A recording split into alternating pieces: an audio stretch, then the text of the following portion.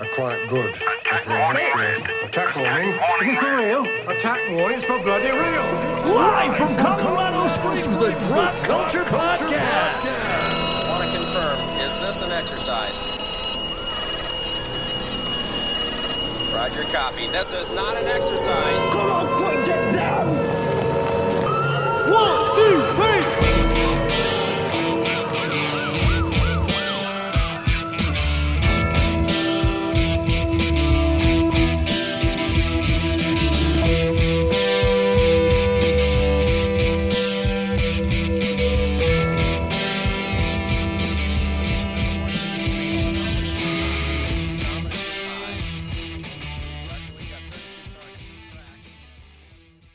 Welcome, everybody, to the Drop Culture Podcast.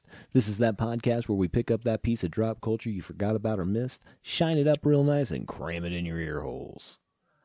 Today, Brock, what are we getting into today? Our top 5 albums of the 70s.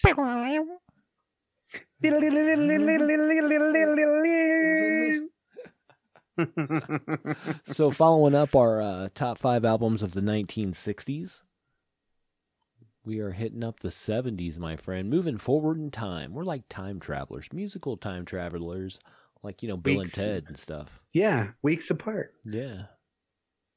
Wild Stallions. Wild Stallions rule. Hey, V'ger. No, that's from Star Trek. That's all good. You won't hold that against you. Station. That's what his name was, the Station. Yes. So, as we go through, I mean, with the 60s, we had our top 5 there, and they were more personal to us, not necessarily decade defining, but they were in a way. Yeah, I think there's some that probably. there were some that were very decade defining, but at the same time, very life affirming, life defining. Yes. At that point, you know, because I really think when it comes down to like music and whenever you're younger, if you rock and roll music is almost like you do have different stages, and I think that early part of you kind of getting into stuff, it's going to lead you in the 60s, you know. Sure. The 60s are going to lead you into the 70s, and then at the same time you got the stuff that you're listening to that's just coming out, but you're reaching back and listening to a lot of that older stuff, you know. Well, and I think a lot of times you find influences on what you're finding, the newer stuff that you're getting from the older stuff too. You're like, oh, I get it, hold on. Yeah, You know? yeah 100%. You're seeing all of that you know, the people talking about that stuff, you know, they're like, oh yeah, we used to listen to the Doors all the time, or we listened to Tom Petty or something, like, you know what I mean? Yeah. And he was still doing shit like that, you know, in the 80s and the 90s, you know. Right. Springsteen was like a huge fucking Chuck Berry fan, you know. So was John Lennon, you know. And then I heard somebody make a great comment about Bruce Springsteen. He's the only working man that wants to be referred to as the boss. It's the truth. It's the truth. And he just sold all of his his music, his whole catalog for like, I don't know, $1 billion or something. I don't know how much it was. It was a lot of money. Did he give it all to charity, or did he buy I think another? He bought a yacht. Yeah, probably. You know, I thought there was a yacht shortage. I'm not sure. Well, you know, not if you're the boss. The boss. So you want to start this one off with your number 5? Yes, sir. Give me 1 second. Okay, so my number 5. This is definitely not going to be, I don't think, on a lot of people's top 5 lists of the 70s, or probably even top 10. But for me, this is an album that came out in 1973, and it's $1 Billion Babies by Alice Cooper. Great record. It's an awesome record. Great record. Yes.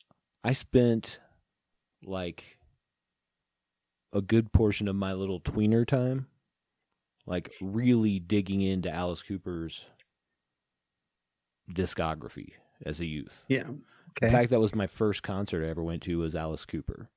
Alice Cooper Trash, that tour. My friend's dad took us. And then I saw Nice. girls with leather bras on, and I was like, this is amazing. You're like, whoa, titties.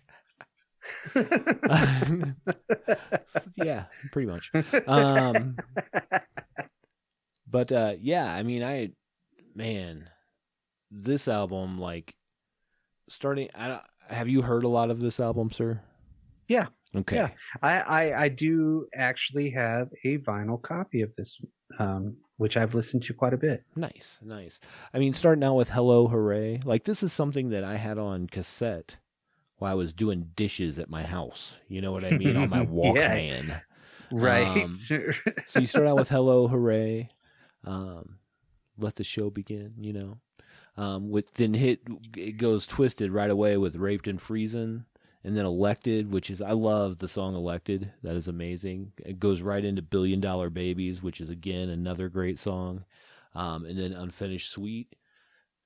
Flip That Mug Over. No More Mr. Nice Guy. Generation Landslide. Sick Things. Marianne, and I Love the Dead, which is a very macabre song. And this was 72 as well, right? 73, I believe. 73. Yeah. Okay. So, but again, before I was born, but an album that I feel took me, like, his whole discography kind of took me on a journey. I really like his early stuff. Yeah. Their early stuff, you know. And it went a little sideways for me as he got, you know, older and music changed. And I still like some of that, don't get me wrong, but it's not the same. Yeah. I don't know, man. I think that he's very theatrical. Their band was very theatrical. You know, the show that I went and saw was one of the most theatrical music shows I've ever been to in my life. Like, they really did some stuff. Like cutting off Alice Cooper's head, and the guitarist playing like his guitar with one hand and then throwing his head off, and then he appears up above, you know, and you're like, dang. How did they make him sing while his head was cut off and in that guy's hand? Like, whoa. But, you know, at the time, practical effects, that's how they did it. So, you know, I think, up until, I think 73, maybe 74, a lot of the records were still more disenfranchised that had come out. They were starting in that trend to where it was still kind of, I don't know, it was still kind of leftovers from the 60s. You know, you had a lot of people that were still doing a lot of things, a lot of blues, you know, a lot of classic blues rock, you know what I mean? Right. They were kind of going into that kind of stuff. And it was at that time, it was like, okay, who could do the blues best, you know? Sure. And then you have this macabre sense that I think personified the 70s, because in the 70s, the most serial killers were caught. There's just so much, it was a tumultuous time when it comes down to the country, and the movies reflected it, the music reflected it, a whole bunch of shit like that. In the early part of it, it was still kind of, it was that transition period, you know. Sure. You had just gone through the whole fucking Hendrix dying, you know, Jim Morrison's gone, everybody's passed away in like 70 and 71 and shit, you know. Right. And then it's like, okay, so these guys are gone. This more macabre came out. Right. And that's where it leads to my number 5, because the progenitors, if I'm saying that correctly, of this macabre badass style is Black Sabbath. Agreed. So whenever you hit Black Sabbath from 1970 to say, guess what? This is where we're going to head in this decade. Come on. And I'm assuming you're talking about Paranoid? No. Black Sabbath, Black Sabbath. Sabbath. Okay. Yes. Black Sabbath, the self-titled from 1970, they destroyed everything that was before them. You know what I mean? It's just, and I think I use that a little bit too loosely, but I really think that hearing Sabbath is dirty. It is one of those things that really does, I don't know, in some ways not like the Doors, which is creepy. This one's like, guess what? You're in the fucking streets with Black Sabbath, you know? Right. They're the guys that you roll around with that'll set fire to your fucking leg. You know what I mean? Right. And fuck it. There's no brakes on the car. Let's keep going, you know? Sure. Let's go get some more beers, you know? That's fucking Black Sabbath to me. And Black Sabbath starts off so ominous that it just fucking, I don't know. It's something on a whole nother level. This is like, now if I compared, you know, the first time hearing Hendrix and hitting puberty and the first time hearing Electric Ladyland being fucking first time I got laid, first time that I listened to Black Sabbath is the first time I dated an older woman. You know what I mean? You know what I mean? You're not so wrong. There's experience in there, and it was like, holy shit. You know, this is what I can do. Wow. You know, wow. whoa. I'm the dreamer. But I mean, come on, to begin the decade off with Black Sabbath. Yeah. Just me personally, the first Black Sabbath I got was a Black Sabbath's greatest hits bootleg tape. And I listened to it so much. And I still feel that Black Sabbath. And there's times, again, with them as well that I'm like, I don't really want to get into that headspace right now. Sure. But there's other times where I'm like, I don't give a fuck because I want bad luck. You know, Sure. I want to feel like I'm dirty and mean and fucking just unkempt, but yet fucking so badass that you're on a level on your own. That's the best way that I could put it. Black Sabbath is on a level that is different than anybody else at this point, you know? Yeah. Maybe except for the Stooges. The Stooges fit in there. Different. Yes. They were garage. These guys were like, fuck the garage. You know what? We're going to go play in the lab. In the lab. And we're going to show you guys how to be fucking evil. Mm-hmm. You know what I mean? Right. Come on. Geezer Butler writing most of the lyrics. Geezer fucking playing the bass. Iommi's down-tuned guitar. Bill Ward on those playing those jazz drums over that shit. Not as powerful as Bonham. Nothing like Keith Moon, but Jesus Christ. Right. You know, I mean, he was fucking on another level. Well, the 70s were a great year for drummers. Great years. Oh my great God. decade, if Yes. you will. You know what I mean? Yeah. So, yeah, I would totally understand that. Except for Ginger Baker, which he was like, fuck you, I'm better than you. Which, yeah, he's pretty badass. But okay, that's my number 5. So your number 4? My number 4, this is a little different direction. Not for me. This is one of the albums that kind of got me into this sort of music. And that is the 1978 album Road to Ruin by the Ramones. Ooh. Yeah, they made my honorable mention for the Ramones. And I think that most people would put that album on there. But again, this was, I think, probably the first thing I heard by the Ramones and knew who it was and like listened to the album and was like, this is way different than other music. This is awesome. You know? What is this? Yeah. And of when course. You hear, yeah, go ahead. No. Go for it. No, I was just going to say, like, there's some bigger songs on here. Like, obviously, I Want to Be Sedated is probably one of their biggest hits of all time, I think, probably. Or way up there, which is a great song. But the whole album is just fire. You know what I mean? It's fuck you. It's fucking punk. Yeah, exactly. You know what I mean? And I love it. I absolutely love it all the way through. With the my 70s list, there was so much that's not on it. And I would say the reason being is because, I might have heard it a little bit later, but at the same time, there was just so much. It's so hard to fucking choose, you know? Right. I got to go with my favorite artists on a lot of things because those are the records that I can listen to over and over again. Sure. And the Ramones was an honorable mention. I wanted to put all of theirs on there, you know? Right. You put any list from the 70s, you're going to have fucking the Ramones on it. Sure. They turned everybody on their ear, and especially with that one.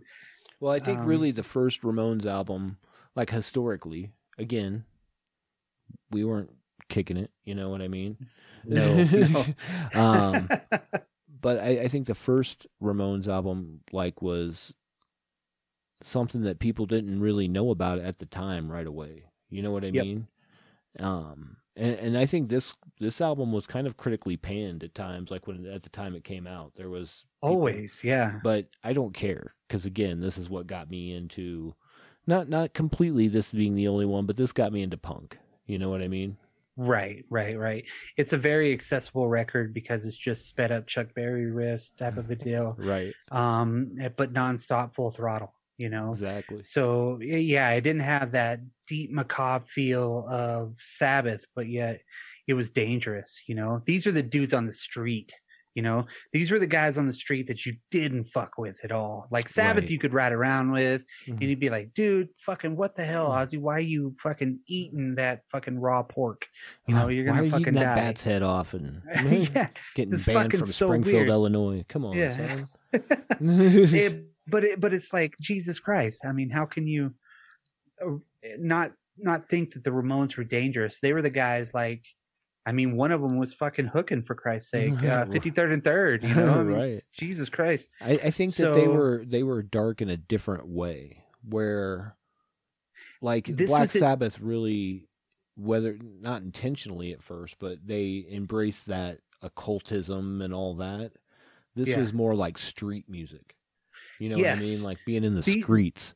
Yeah, it was like, say, all those doo-wop groups back in the 50s, you know? Right. But these were the modern doo-wop. But if kind of like what I was saying before, in the early part of the 70s, the feeling was there. It was like, we got fucking ripped off. And all the kids that were coming up in the late 70s, you know, that lived through the 60s, like Wonder Year style, you know what I mean? Were kids, like younger kids. But then when you hit like the mid to late 70s, like 77, for instance, that was a year that everybody was like, we've had enough, you know, fuck it.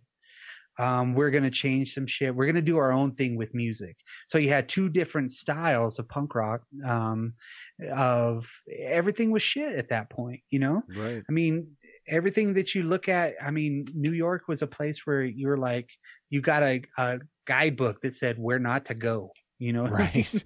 It was, everything was in ruins. The entire world, you know, or at least in the United States and Britain, had gone through this very big tumultuous time with Vietnam. And, you know, the people coming back were fucking freaking out, you know, nobody was respected. It was just the rich eating the rich, you know. Right. It's still, and the crazy part about it is that mentality for the people on top of us pretty much are the ones is the same thing that we should be fighting for still to this day. You know, that's why punk rock is relevant, you know. Absolutely. That's why something like, you know, the Ramones or anything like that is still relevant, because it's like, you're an individual, be who you want to be. Well, don't accept. And I would say that and I don't know, because I haven't done that much research on the Ramones themselves. I know some, you know, but I would say that's kind of a not a leftover, but a residual of, because of Velvet Underground, because of, you know, those bands that we talk about, you know, the Stooges, you know, even. Yeah. They were those, I mean, and not that they're the same, but just be yourself, like, do you kind of like, just go make music, make it feel good. Yeah. You know? If I don't know, if there was a punk rock Bible, Genesis, the first chapter in the punk rock Bible would be 100% the Stooges, you know. Think so? So yeah, I would really say they're going to be there. You know, they're going to be like a cliff note, you know, on something. There'll be a parable about them. But when it comes down to it, when God created fucking punk rock, the Stooges came fully formed. Sure, you know what I mean? Yeah, I'll buy that. And they were like, holy shit, we're going to change everything. And then everybody that listened to that, and it seemed like there was only like 50 people that did. form their own fucking punk rock band Yeah. and change the landscape of music and change the world, you know? Absolutely. I mean, just like the psychedelic rock had done 10 years before Right. in 67. But something with the punk rock in the late 70s was reality. Yeah. And I think a lot of people It hated was like seeing watching that Welcome reality. Back Carter, Barney Yeah, Miller. yeah. Those people were the ones that were on the fucking streets, you know, trying to steal your wallet or some shit. You know what I mean? Right. I mean, there's always going to be this lifting up of these punk rock idols, you know, in some weird kind of a way for anybody that really loves that stuff. But when you look at it, yeah, I don't know, they set a precedent. Yeah. Of not giving a fuck, I guess. Right. And I guess that's the best way to put it. I think that's what opened the door to me musically, that you don't have to conform. You know what I mean? Mm-hmm. Yep. Probably before I got into Velvet Underground, even. You know what I mean? Right. Yeah. It was more accessible, I think. Yeah. That's like I was saying, it's accessible 100%. So it really does, like, I don't know. It just tears you a new one, and then you're like, oh, okay. Well, there's so much to fucking get out of this. Right. You know? And even the way he's saying Texas Chainsaw Massacre, you know, I mean, fucking weird shit, you know? Yeah, absolutely. And it was just nothing but punishing in your face shit, you know? That's a good number 4, and we're only on number 4. Jesus Christ. The 70s was a great decade. It was a great decade.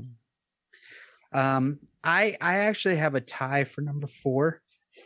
And it's no surprise I'm even wearing an 80 Pop t-shirt, you know what I mean? Right. But I'm not going to dwell too much on Funhouse. Okay. Came out in 1970. That was, again, you know, that was that jump a little bit for that kind of music. Still dirty and still raw, but people were like, fuck you, go back to the trailer park, you sons of bitches. You know? So nobody really appreciated it even then at the time. But I would say my ultimate number 4 has got to be Devo. Okay. Are We Not Men? We Are Devo from 78. Those guys, they were literally, from what I have read, they were actually going to be the backing band for John Lydon's band Pill. Really? They were actually going to be Pill. They were going to back him up, and they went to like Island Records or some shit like that. Even met with him and stuff, and then they ended up doing their own thing. And when you look at like fucking Devo, Jesus Christ, to me, Devo again upended that idea of what was cool and what wasn't. Yeah. And that was a little punk. You know what I mean? 100%. That first record, yeah. You put it with any of the other punk records, no problem. That's who was listening problem if to it's it. in there. You know what I mean? Yes. Yeah. And you know, people were using synthesizers like The Cure in the 70s, and right. You know, a lot of that stuff that came out in the late 70s, it was kind of into that. There's a lot of great music that came from that industrial kind of a period, you know, Kraftwerk, shit like that, you know.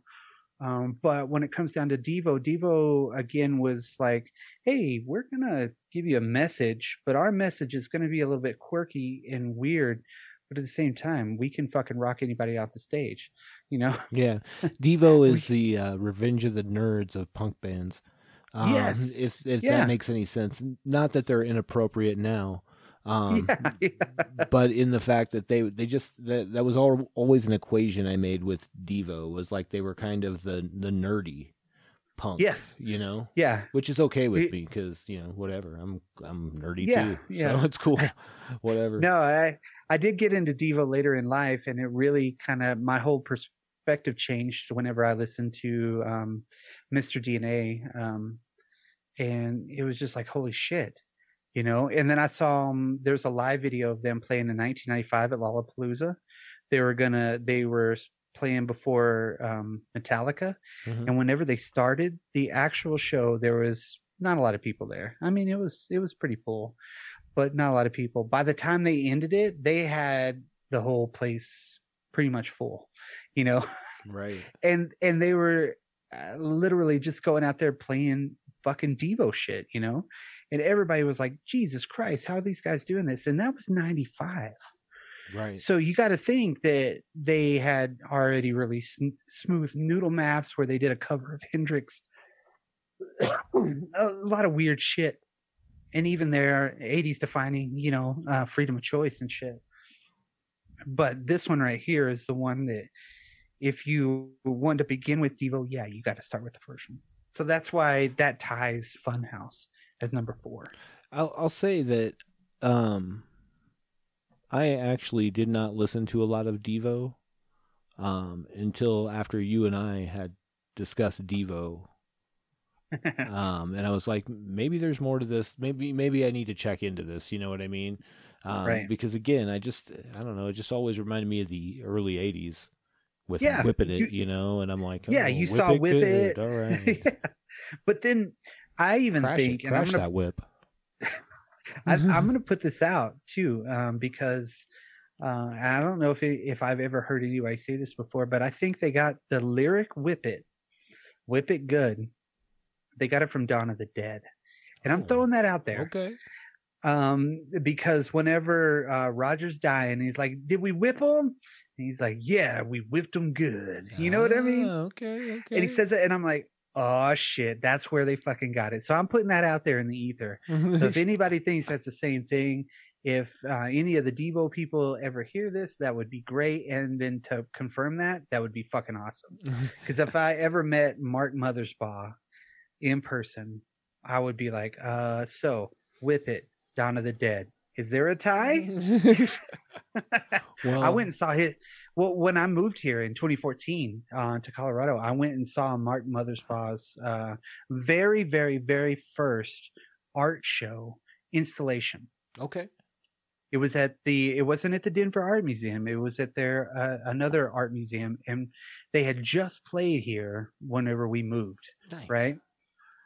And that was 2014, and didn't go. But we went and saw his art installation, and I was like, Jesus Christ, there was original Devo records that you could just put on and listen to, singles, all of his art was everywhere. Carpets that he did, fucking weird, everything. Now there's not one soundtrack out there that you don't see Mark Mothersbaugh's name on. That is true. Mark He's Mothersbaugh, get at us. Brock's got questions. He's he's a genius. Well, I'm sure. Yeah, okay. I'm sure he's So that's got my time number for 4. us, though. Oh, yeah. Between all, how could he fucking not? Thor and, all those blockbuster movies, Blockbuster movies. Blockbuster video. That would be great.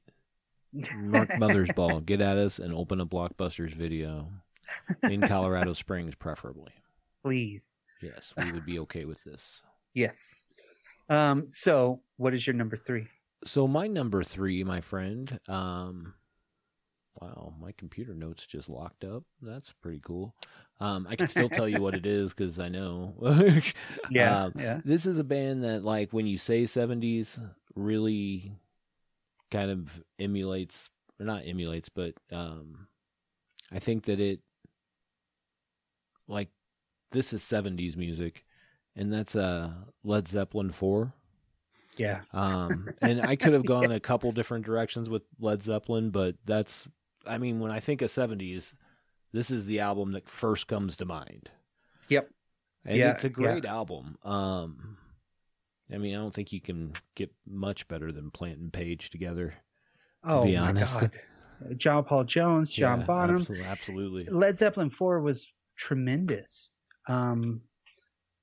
To me, the Led Zeppelin record that really gets me is Physical Graffiti. That was actually on my, that was where I was like, okay, where am I making the choice? But as I thought about it more, like, this is probably what I heard the most at first. Yep. You know what I mean? Where it was like, everybody had this album.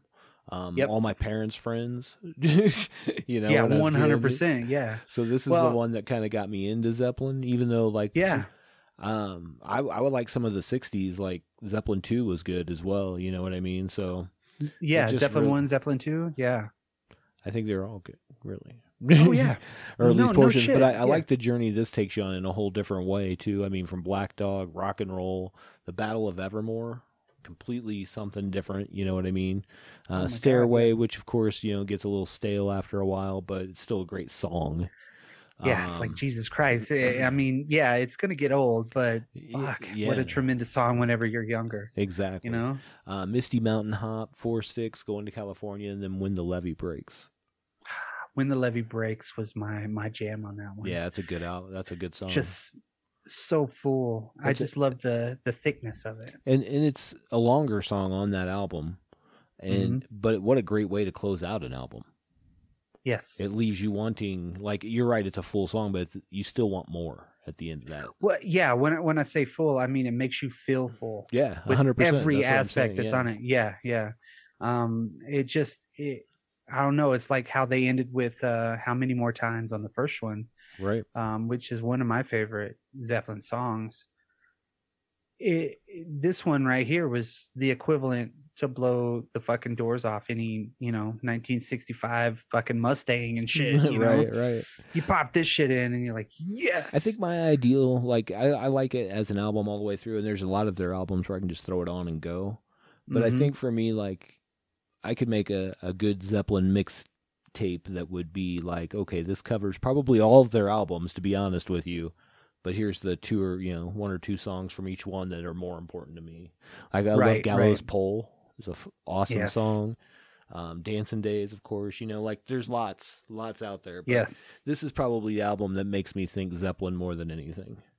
100%. I totally agree with you. I really do. So that was my number 3. I don't think we need to get too far. And as you said, though, just all the way around. I said Plant and Page, but I mean Bonham, John Paul Jones. I actually got to see Plant and Page play live in Denver with John Paul Jones and John Bonham's son. Yeah. And it was good. It was good. I wish it wouldn't have been an outdoor venue. I wish it would have been a more intimate setting. But I can imagine what those tickets might have cost. My wife still talks about the 2 times that she went to go see Plant and Page, and she said it was fucking weird. Yeah. Like the feeling was weird. Like it was overwhelmingly weird is how she puts it. It was like the vibe was this really mystic. You felt like there was something else going on. The Unleaded tour, I believe that was. Yeah. Unleaded. Jesus Christ. But that was my number 3. Cool. I'm gonna hit my number 3, and it was a toss-up between, like, say, Sticky Fingers, which is, I think, one of the greatest Stones albums of all times. But there's 2 records of the 70s that pretty much define who I am. And it's my number 3 and number 2, so I'm gonna jump it right here because they both go together. Jumping the shark. Yes. So Settle down, my Fonz. number 3, my number 3 is The Idiot by Iggy Pop. Okay. And my number 2 is Lust for Life. I knew Lust for Life was going to be on this list somewhere. Oh yeah. No, these 2 together changed my entire life and gave me the direction to where I am today. Okay. And it's a weird deal. It was like I was rebirthed at this point. You know how whenever you reach a certain age and all the cells from your original body are gone, right? Sure. That's what happened with fucking The Idiot and Lust for Life, because you can't have one without the other, right? And I was in my early 20s the first time I heard it, and it's like, Jesus fucking, this is what is this? This is a definition of who I am for some reason.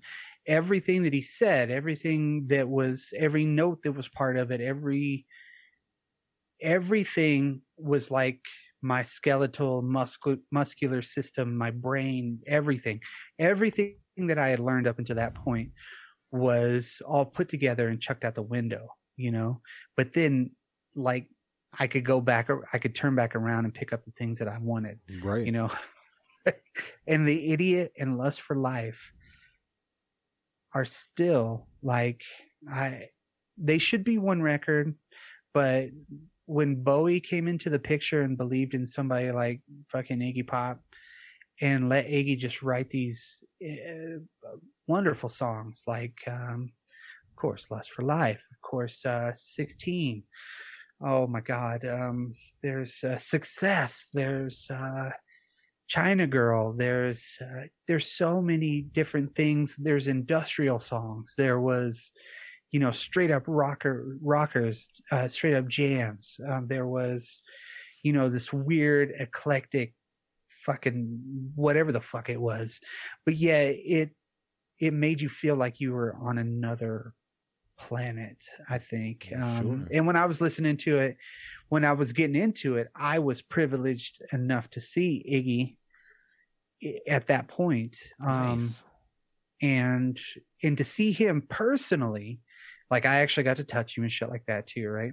Because he was crowd surfing on the second fucking balcony and shit. Yeah. I'm like, oh, I'm touching you, touching you. Like to say I didn't walk out of that concert, at that venue, a changed person is a fucking, I don't know. It's everything to me. That's what meant the most, was seeing that shit. And it was like, Jesus Christ, who am I now? Right. And he played most of these songs. And then when I got older, I did get to go see him again. To wrap up these two records, to me, is whenever I got to see Iggy play them in their entirety, pretty much, with his newer stuff. I would say the bookend to these two records, which came out in 2016, which was Post-Pop Depression, and getting to see him at that point in my life too. And that record really helped define who I am too, because you put them together and that feeling that they had was like the people that went into that record, the newer record, Josh Homme, all of those people like that, right? Troy Van Leeuwen. There's just so many feelings that are associated with that. So I was watching him whenever he was like, beat him up, baby, beat him up, and he was fucking still like in top form. Hell yeah. More than anything, and to see him even in top form 20 something years later, or close to 20 years later, and thinking, Jesus Christ, I mean, everything that I love about those two bands, Queens of the Stone Age and Iggy's, two records with Bowie, it was like, Jesus Christ, this culminated in everything. I had kids at that point, I was married. There's so many different things, and to know I grew up with that part of it, and seeing him at both of those times really did help kind of define a lot of who I am, and a lot of the records from the 70s really kind of hit me there. Sure. These two in particular, which I mean, they should be 2 and 1, but I saved a special one for number 1. So yeah, that was my number 3, and my number 2 was The Idiot and Lust for Life. Nice. So I'm gonna. That was a good choice. Obviously, Iggy's not to say influential, I think is underselling it a bit. You know what I mean? So I totally get. And in fact, the fact that you have those two back to back for your personal journey makes complete sense to me. Yeah. Okay, so my number 2, you won't be happy about. But it definitely defines the 70s and changed music in a way that is still out there, in my opinion, and that is Dark Side of the Moon by Pink Floyd. Yeah, whenever you said that, I was like, oh, it's either going to be the Eagles and it's not going to be the Eagles. Yeah, it's never going to be the Eagles, son.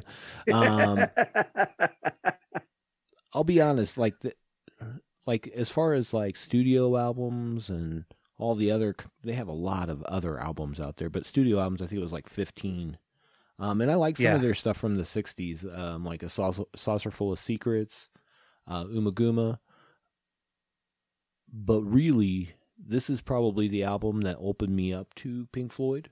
Like, this is probably, again, this is the album that, like, my mom's friends had. So, you heard it.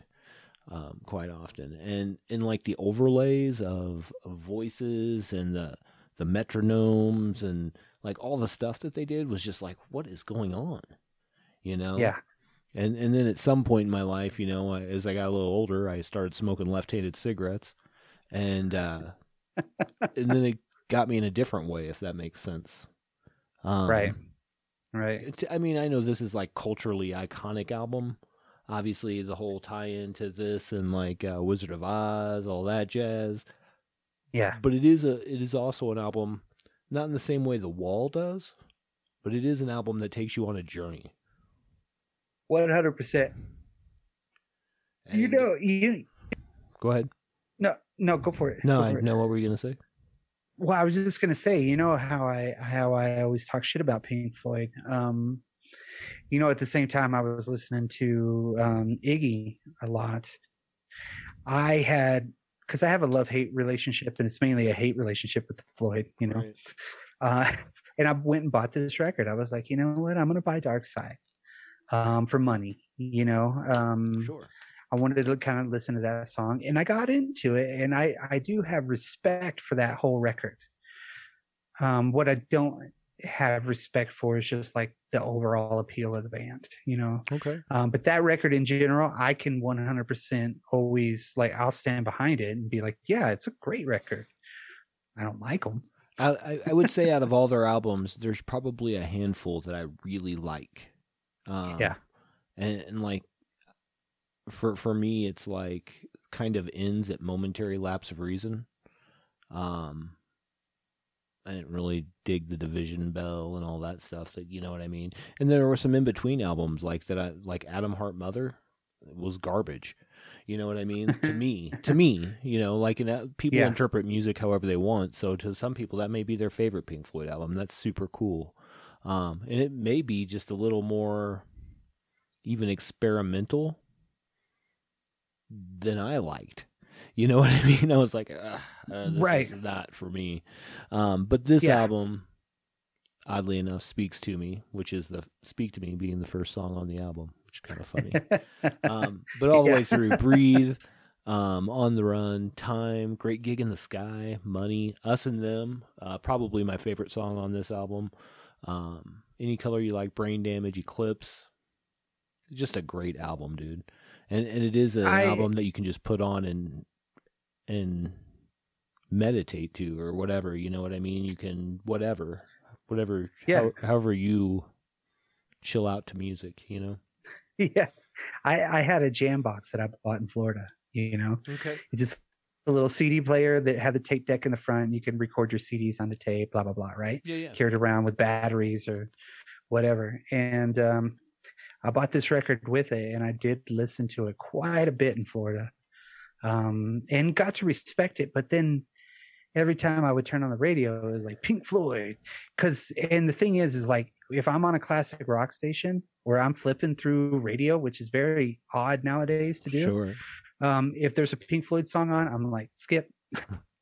I'll listen to fucking Tejano for 5 minutes before I go back, Sure. But I understand where you're coming from with this. When you look at Pink Floyd versus, let's just say, not even the Who, but Zeppelin, right? And even the Stones, they were that blues infused rock, even though Pink Floyd had that. They were doing something else. They were kind of leaning to the other side, saying, okay, be a little experimental and a little bit slower and a little bit more involved, where you have to pay attention to it. And that's what they did with Dark Side, which again, I think is the highest grossing album of all time, above any Michael Jackson record or some shit like that. Wow. Something crazy. Yeah, the most purchased. I don't know what it is. I don't know how they gauge things anymore with digital purchases and all that. Who knows? I'm like, sure, great.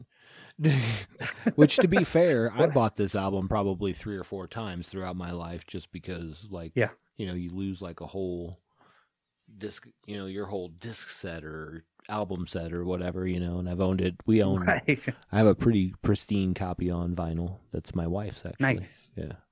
Nice. I think I bought that for Mother's Day because I'm a good husband. Yeah, there you go.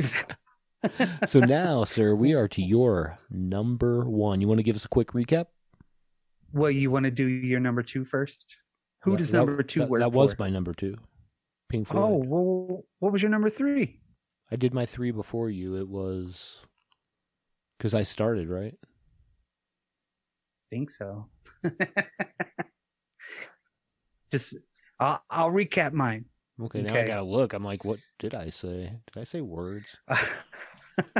My number 5 was Black Sabbath from 1970. Black Sabbath, Black Sabbath.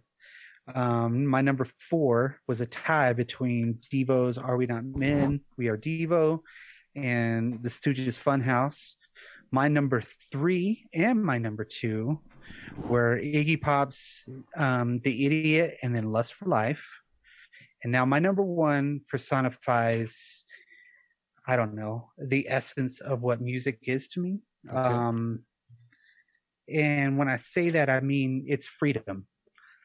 This is what I believe in when it comes down to there's no putting this into anything. I believe this is pure freedom of expression that is calculated in a way. Calculated in a way. But it's the record, again, when I hit a little bit older, that changed my perception on what I don't know, who I am and what I am and you know, how life is. It's just, there's so many different things with this one. But to stop hyping it up, I'm going to say my number 1 favorite album of the 1970s, with all the punk rock and all the fucking classic rock and blues and shit like that, Suicide from 1977 is my record of the fucking 70s. Nice. You know, that is it. That is, and even to this day, Suicide to me is still, I think, light years ahead of anybody else. Even though they're on a different plane of existence, right? They're still light years ahead.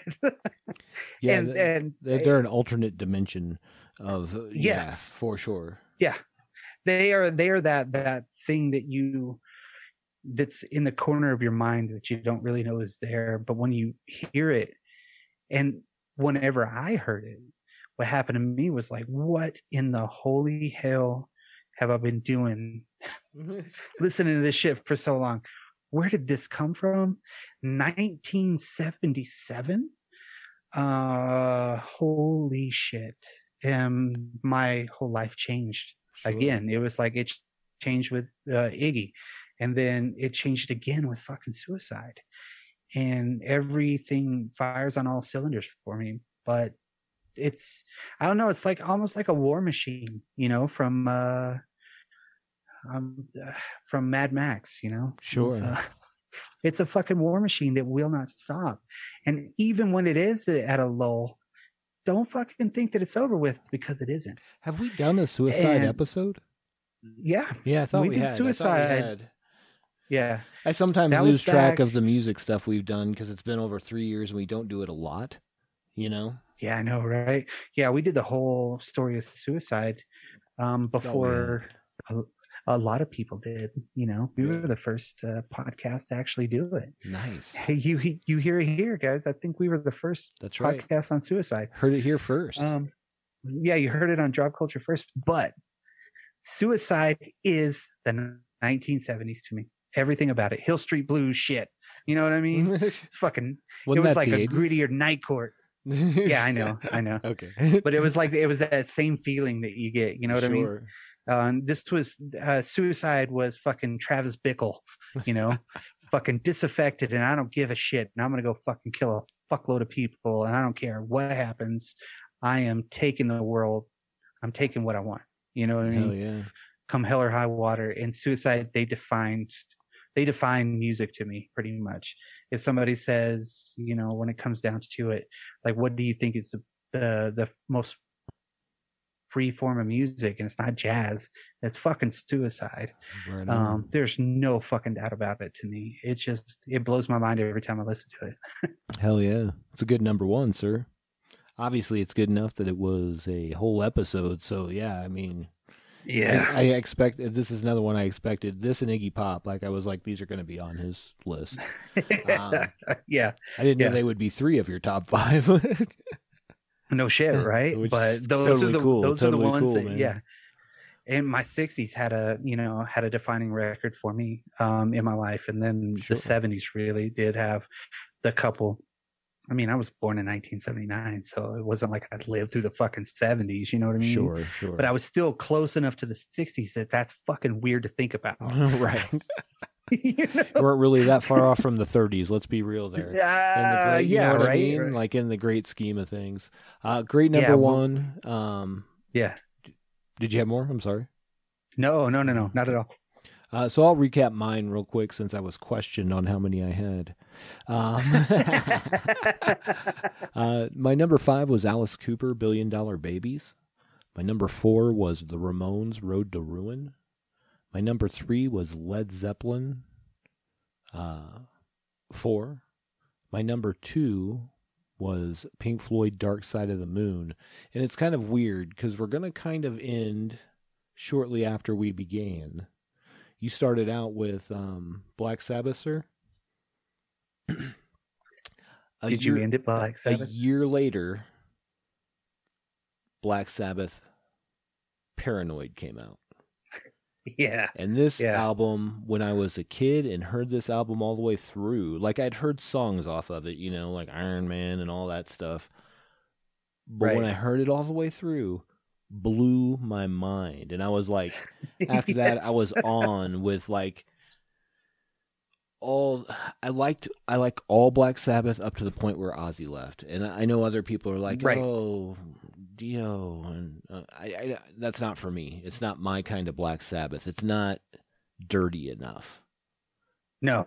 You know, if that makes sense. It's not that grit and grime. Yeah. Yeah. It's not that fucking we're in a shack in the back fucking holding a seance type shit. And this still maintains as one of my favorite albums by them. War Pigs, starting out with War Pigs, which is an awesome song. Paranoid, Planet Caravan, Iron Man, Flipper on over for Electric Funeral, Hand of Doom, which is legit, Rat Salad, and then Fairies Wear Boots. I mean, what? Yes. No, I feel you on that. I mean, it's like my list couldn't have not had a Black Sabbath on it because as much as I like Black Sabbath, but Jesus Christ, I mean, Paranoid just kills it. Dude, I mean, this is what set the tone for heavy metal to me. You know what I mean? Anything that's like, it's a good tone to set too, because this is, and you're right, like what you mentioned earlier, like when you're listening to this, it is kind of dirty. Yeah. You know? Not in a profane way, but just it's real. Yes. It invokes that's what it is. Dark emotions that maybe you don't confront on a normal basis, I think. Yeah. For that time specifically. Right. It's that feeling of the Doors got you way there, I'm gonna sort put of. It, you know what I mean? And there's other bands. I'm not saying the macabre. There's other artists, other bands that did similar, but not as heavy and not this. You know what I mean? Yeah. This one, you I don't know, you feel like you're sleeping on a couch, you know. You're couch surfing with a couple of hippies, you know, but yet fucking everything's cool and you know everybody's got your back, and then you're just like, fuck you, you know. It's that period in your life where it doesn't matter, you know. Nothing you do is I remember good. Being like maybe 19 or 20, and I had bought a car to come home and visit from the Army, and we went to, I think it was Big Lots or something, like me and a couple of my buddies, whatever, were just cruising around. We went to this Big Lots and they had all of these Black Sabbath tapes for like $3 or $4 a piece. So we bought like every one of the original Black Sabbath tapes and just listened to them for like 2 weeks straight, taking road trips all over. You know what I mean? Obviously that wasn't the first time I heard it, but I mean, like, that was a defining time. You know what I mean? Yeah. So that was that time that you're always going to remember, those hours. Absolutely. And that wraps up my 70s top 5 list, sir. Do you have any honorable mentions for the? Yeah, there's a lot, honestly. I would probably start with like the Who, Quadrophenia. That's that was one of mine right there. Yeah. Man, I know a lot of stuff like Ziggy Stardust was high on my list. And little Bowie, you know. That's another one of mine. Nice. Honorable mentions, yeah. Trying to think what else. There was obviously there's a lot. Trying to think what else I had on my list over here. I'm trying to pull it up. There's still a lot of Doors that came out that I still liked, you know. LA Woman came out in the 70s. Great album. But I really think of them more as a 60s band, like in my mind, right? You know, right. 100%. What about for you? What do you got? I got some fucking really left field ones, but some really just kind of normal everyday ones. The B-52s from 1979. Okay. I love that record. I really do. First time I was a B-52s fan, of course, was with Rome, you know, and Love Shack, you know, and who wasn't, you know, I mean, it was fucking great party music, you know, and back when you're in junior high, it's fucking cool as shit, you know. Absolutely. It was a little edgy, but it was still fucking cool as shit. Then of course I have like Deep Purple, Machine Head from 1972. Yeah. That one just is it's a rad album, you know. It's that, I don't know, that high octane type shit, you know what I mean? Right. A record that I listen to quite a bit now is the New York Dolls. Yeah. Self-titled, from 1973. I can listen to that record over and over again, no problem. Another one, of course, is going to be Patti Smith, Horses from 75. That's another one I throw on, and it's good every time, you know? Right. Then, of course, I mean, you got the Stooges with Raw Power in 72. The Sex Pistols in 77, with Nevermind the Bollocks, their only one. Right. The Ramones, of course, from 77. The Stones had great records. Some Girls, Sticky Fingers, Exile on Main Street. There's just too many things that they did in the 70s that was bitching. Yeah. Quadrophenia, of course, you know. Tom Petty and the Heartbreakers, though. Damn the Torpedoes. Since I've been listening to it a little bit more, it's just more and more I respect it. Maybe it's because I'm that older man. It's because he's an old man. I should be rolling into Home Depot listening to fucking Damn the Torpedoes. You know what I mean? The one that technically shouldn't be on this list, but was recorded at the time, was the Misfits, Static Age. They never had a real full record released, studio record. Okay. Per se. And they recorded it in 1978, but they didn't release it until 97.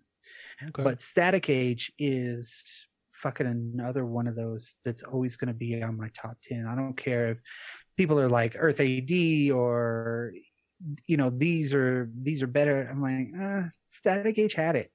You know, even their last fucking song, In the Doorway, Looking So Bright. That was like, it was Danzig becoming Danzig, but he still had to stop at Sam Hain, you know? You're right. But my last one, and this is another one that has been recent to me in the past, I'd say about 10 years. It's Wire. It was a punk band out of England, I think. Their record was called Pink Flag from 1977. It was really, really, really, really, really, really good. There's a lot of great songs on that one, you know. Yeah. But those are my honorable mentions. I'll throw out a couple more real quick. ZZ Top, Tres Hombres. I mean, so you get a little bit of that in there. Some Thin Lizzy, Boys Are Back in Town. Okay. Come on, son, a little Irish band for you there. Get at it.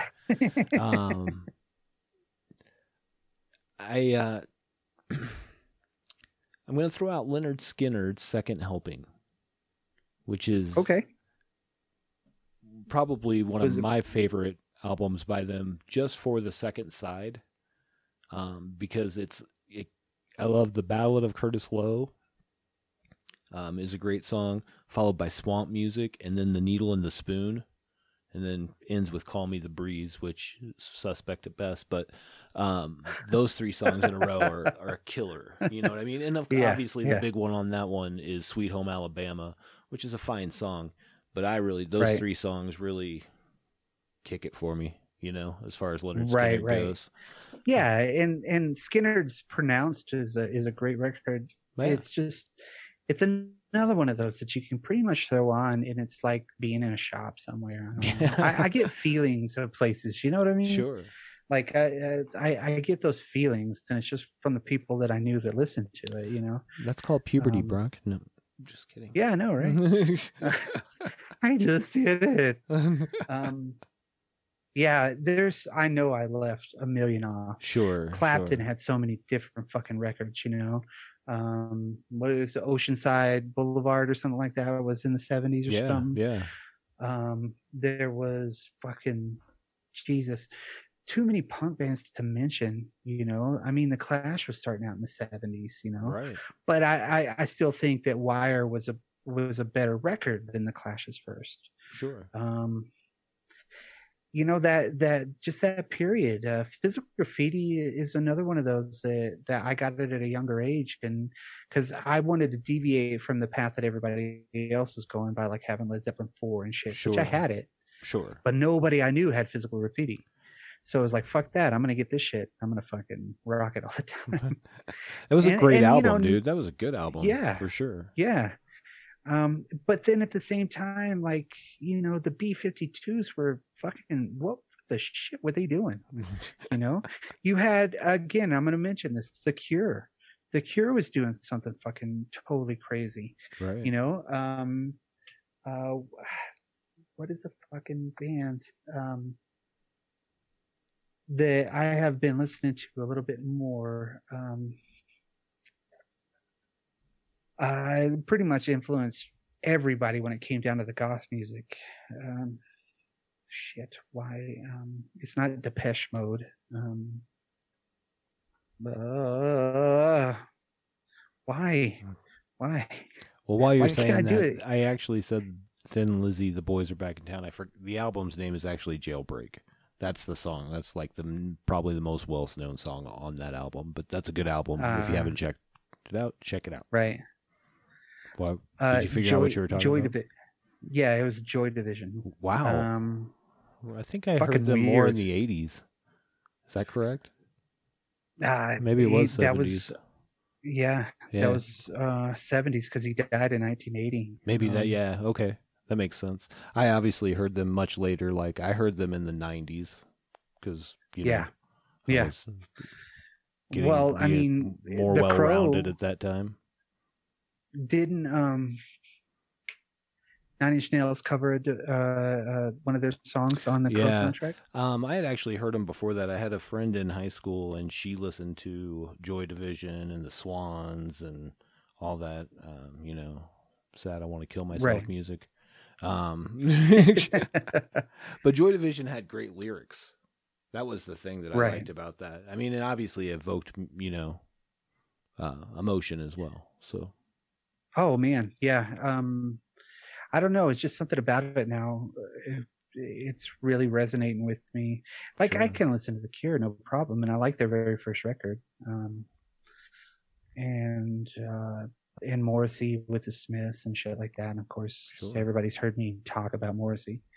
But you know, really, Joy Division is, I don't know, it's unusual. It's like Portishead almost, you know. It's genre undefining, you know.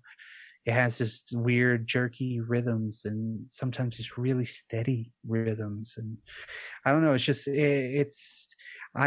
even though that I am still listening to the same records I was listening to 20 plus years ago, I'm still finding new things like Pink Flag, you know. Sure. Even Joy Division, just weird shit, and then really get into the New York Dolls because it's just really fucking good, Right. Not in the contrarian way where you're like, oh yeah, I like the New York Dolls. Like, this is really fucking good, This is just straight up rock, Absolutely. Well, let me tell you, I was really surprised on your list because I thought I thought Van Halen would be on there. Not sad that it wasn't. And Meatloaf, Bat Out of Hell. Well, I figured would be on that list. Yeah. I'm just kidding. The whole record, the whole record, not a big fan. Yeah. But I still like Meatloaf. I know you do. Like a bat out of hell. I just love it when it's like, stop right there.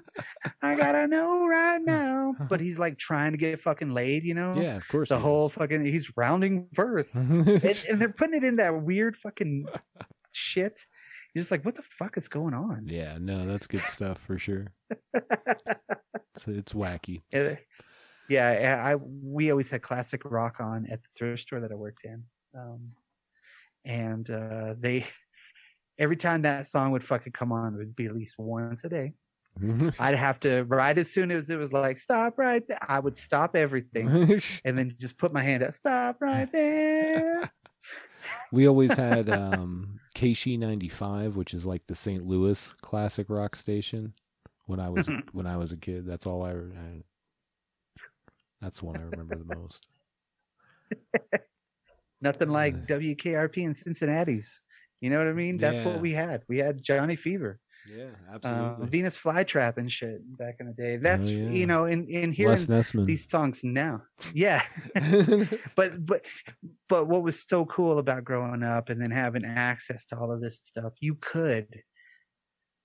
were your own DJ because you were eclectic. Everybody was when it came down to the music that they liked. If you were really into music, so you wanted to branch out. Right. Or you gravitated to one side and you're like, I ain't fucking letting go to this shit. Right. So you're a heavy metal dude, or, you're a classic rock guy. I'm like a hippie, man. Mm-hmm. Or you're a fucking dirty punk, or you're a fucking androgynous weirdo, I mean, there's just so much fucking shit out there, man. I mean, and then you go from like showing Bowie and then the B-52s and you're like, whoa, how do they work together? But they do. Right, right. And the B-52s can fucking kill anybody when it comes to any of that shit, just like Devo. But yeah. I think that wraps up our top 5 albums of the 70s. Very subjective list for both of us, as always. I'm sure there'll be more of this to come down the road. Yeah. Let us know what your top 5 list. How can they do that? They can go to dropculturepodcast@gmail.com, type that in your email, and send it to us. Or you can just go to dropculture.com. We're on Yahoo. Just look up Drop Culture everywhere. You can also throw comments on YouTube. Hit us up on the social medias like Twitter, Facebook, Instagram, whatever makes you happy. If you feel really nice and you want to talk some more, we would love to hear it. Also, you can give us a your rating. Top 5s. Yeah, definitely give us your top 5s, but you can also leave us a rating if you feel the need. Maybe a little review on whatever your favorite podcast or if you just, viewer is. Yeah, or if you just want to talk shit, that's cool. Yeah, we don't care. I don't mind doing that through email because I feel tough. Well, so get at us if you want to hear Brock sounding tough. With that, I think that that's probably going to wrap it up. Say goodbye, Brock. All right, later, dudes. Peace.